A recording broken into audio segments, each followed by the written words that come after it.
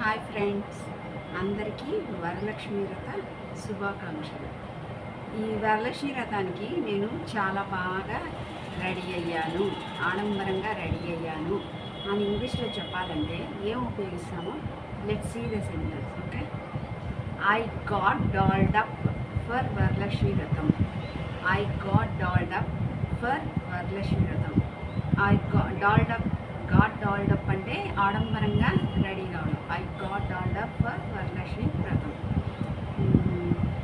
పూజ చేస్తున్నాను, ఈరోజు నేను పూజ చేయబోతున్నాను అని చెప్పాలంటే I'm going to worship the god Lakshmidevi today. I'm going to worship the god Lakshmidevi today.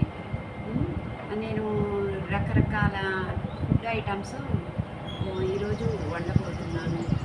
I'm going to make so many recipes or delicious items for Varalakshmi వ్రతం అని చెప్పచ్చు.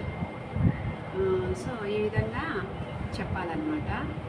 ఇంకా ఇప్పుడు మనం ఇంకొకటి చూద్దాం. లుక్కి, సీకి, వాచ్కి డిఫరెన్స్ చూద్దాం. ఎప్పుడు లుక్ ఉపయోగించాలి, ఎప్పుడు సీ ఉపయోగించాలి, ఎప్పుడు వాచ్ ఉపయోగించాలి. లుక్ అంటే లుక్ అట్ ఇట్ అంటారు. అంటే ఏంటి, you are focusing your eyes towards something. అంటే ఇంటెన్షనల్గా నువ్వు ఫోకస్ చేస్తావు అన్నమాట. అప్పుడు look. See, I can see mountain, I can see Everest, like this we say.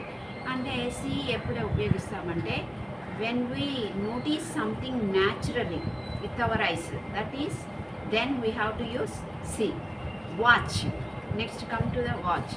Watch ఎప్పుడు ఉపయోగిస్తామంటే మనం long period, when we see something for a long period of time, then we have to use watch. For example movie, మన movie కానీ టీవీలో serial కానీ ఇంకేదైనా కానీ TV కానీ ఎప్పుడు ఎక్కువసేపు చూస్తాం, అవునా కదా? సో అలాంటప్పుడు watch. I watched the movie అనాలి కానీ ఐ సా ద మూవీ అనకూడదు. I watched the movie. Okay, so this is the difference between look, see and watch.